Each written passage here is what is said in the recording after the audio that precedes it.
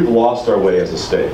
Corruption, cronyism, patronage, and folks who are down there for decades, virtually politics is almost a business for them. It's a way of making money, and it's wrong. It shouldn't be that way. We should have new leaders, young leaders, new ideas, fresh, innovative points of view. We need some change to shake up Springfield. Now, and let's be clear. We want to make a statement to Pat Quinn and his allies. He used to say he was for term limits. He's now opposed to term limits. He's flip-flopped, he's not a leader, and he's fighting against term limits now. He and Mike Madigan and Madigan's lawyer are trying to block the voters' voice in this critical time. We lost the first round in court of the challenge. And last week, unfortunately, we took it to the Supreme Court and asked them to give their decision on whether term limits initiatives can be on the ballot and voters can decide.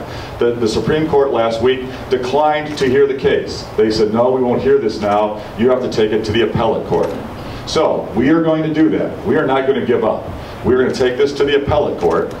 And then, you know what, whichever side wins in the appellate court, it will end up going to the Supreme Court because neither side wants to give up on this. We want the people to carry the day, we want the voters to decide, but the politicians and the special interest groups, they'll block it. Either way, it will go to the Supreme Court. So what we're asking is that the appellate court give us an expedited hearing and an expedited decision, and then let us take this to the Supreme Court on an expedited basis. And we need the courts to act responsibly and promptly. Time lapses that does not serve the voters well. The voters deserve a voice directly in this decision.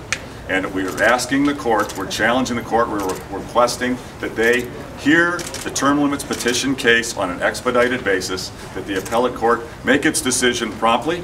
Whichever way they decide, we're certain that it will be appealed by whichever side loses. It's going to go to the Supreme Court. It must, because the Supreme Court is the right place for this issue to be heard. We believe that if the Supreme Court does take the case, that they will decide in support of putting term limits on the ballot as an initiative.